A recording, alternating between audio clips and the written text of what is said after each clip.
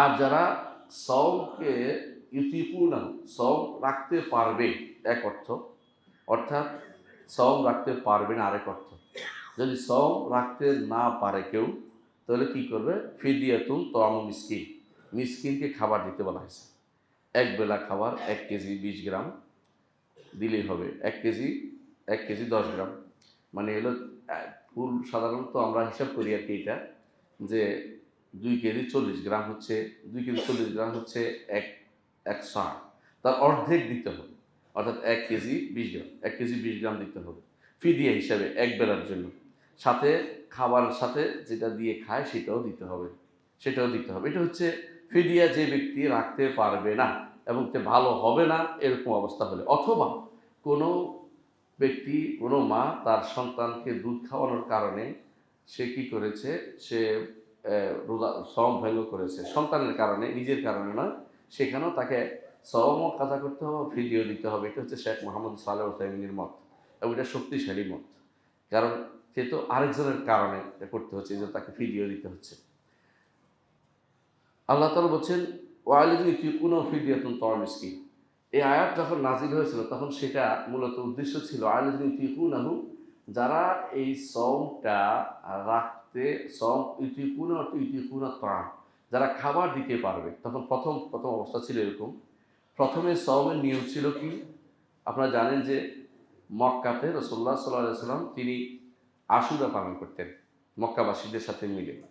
মক্কাবাসীরা কেন আশুরা পালন করতেন সেটার ইতিহাস লম্বা। কোনো কারণে তারা এটা করেছে। মদিনায় এসে রাসূলুল্লাহ সাল্লাল্লাহু আলাইহি ওয়াসাল্লাম দেখলেন যে মদিনাবাসীরাও আশুরা পালন করে। তিনি জিজ্ঞাসা করলেন, কেন আশুরা পালন করে? বলে যে এই দিনে আল্লাহ তাআলা মূসা আলাইহিস সালাতু ওয়াস সালামকে ফেরাউনের কবল থেকে নাজাত দিয়েছেন। মূসা শুকরিয়া আদায় করে সেটা করেছেন, আমরা সেজন্য করি। ইহুদীরা সেটা বললেন।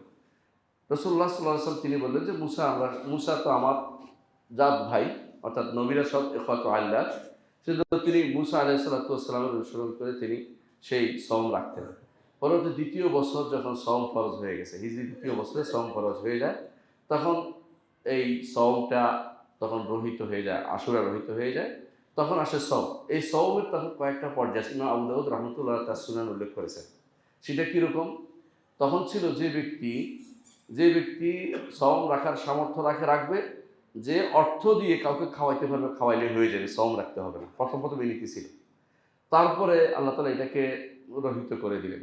পরবর্তীতে রহিত করে দিলেন যে ফামান শাহিদা মিনকুমুশ শাহরা ফালিয়াসুমহু, যেমন আরেক আয়াতে আসছে যে এই মাসে আসলেই সওম পালন করতে হবে। তখন থেকে আর সবার উপরেই সওমটা হলো খাবার দিলে চলবে না। ওই ব্যক্তির জন্য খাবার রয়ে গেছে যে ব্যক্তি রাখতে পারবে না। শুধু মানে শারীরিক অসঙ্গতির কারণে যে রাখতে পারছে না তার জন্য শুধু খাবারের মশলাটা রয়ে গেছে। এটাকে বলা হয় নাসখুল বা, কিছু অংশ নষ্ট রহিত হয়েছে, পুরোপুরি নষ্ট রহিত হয়নি। এটাকে বলা হয় এক অর্থে রহিত, এক অর্থে এটা রহিত না। কি? আল্লাযিনা ইউতিকুনাহু। আবার আল্লাযিনা ইউতিকুনা আরেক অর্থ হচ্ছে আতা ইউতিক, অর্থ হচ্ছে কোনো কিছু না রাখা। যে ব্যক্তি রাখতে পারবে না, এই অর্থ শুদ্ধ। এটাকে বলা হয় সালবে মাখাজ, এটা আরবি জানেন আপনারা। অর্থাৎ যে ব্যক্তি রাখতে পারবে না, অসমর্থ, সে কি দিবে? ফিদিয়া দিবে, সে ফিদিয়া দিবে। এইটাও আল্লাহ তাআলা আমাদেরকে একটা আয়াতের ভিতরে জানিয়ে দিয়েছেন। ফিদিয়াতুন, এরপরে ফিদিয়া তখনকার সময় সওমের একটা নীতি ছিল, কেউ যদি কোনো মানে যতক্ষণ পর্যন্ত মাগরিবের পর থেকে, সূর্য ডোবার পর থেকে যতক্ষণ না ঘুমাবে ততক্ষণ পর্যন্ত যত ইচ্ছা খেতে পারবে। কিন্তু যখন ঘুমিয়ে যাবে তখন আর খেতে পারবে না। এটা নীতি ছিল। এই নীতিতে অনেকেই কষ্টকর হয়ে যাচ্ছে অনেকের পক্ষে। কারণ সারাদিন তারা কাজ করতো সাহাবায়ে কেরাম। রাতের বেলা এসে তারা যখন ঘুমিয়ে যেত আর খাইতে পারতো না। এবং অনেক বিপদে পড়তো। এই অবস্থা থেকে আল্লাহ তাআলা মুক্তি দিয়ে আল্লাহ তাআলা বলছেন উহিল্লা লাকুম লাইলাতুস সিয়ামির রাফাসু ইলা নিসাইকুম হুন্না লিবাসুল লাকুম ওয়া আনতুম লিবাসুল লাহুন্না আলিমাল্লাহু আন্নাকুম কুনতুম তাখতারুনা আনফুসাকুম ফাতাবা আলাইকুম।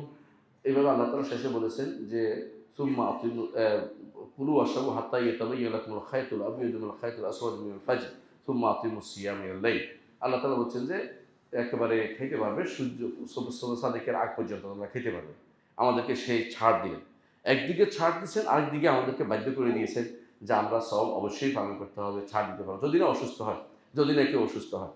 ইয়ার ফলে আল্লাহ তাআলা বলছেন ওমান ফামান তাতাওয়া খায়রান ফাহুয়া খায়রুল্লাহ। যদি কেউ, তখনকার সময়টা বলা হচ্ছে, যদি কেউ আর্থিক সঙ্গতি থাকা সত্ত্বেও, এটা ওই সময় যখন আর্থিক সঙ্গতি থাকলে সওম রাখা ফরজ ছিল না, তখন দান করলে হতো। তখন তারপরেও তিনি, তখন আল্লাহ তাআলা বলেছেন যে যে ব্যক্তি সওম রাখতে পারে এটা তার জন্য উত্তম। ফামান তাতাওয়া খায়রান ফাহুয়া খায়রুল লাহ ওয়া আন তাসুমু খায়রুল লাকুম ইন কুনতুম তা'লামুন। যদি তোমরা সওম রাখো এটা তোমাদের জন্য উত্তম যদি তোমরা জানো।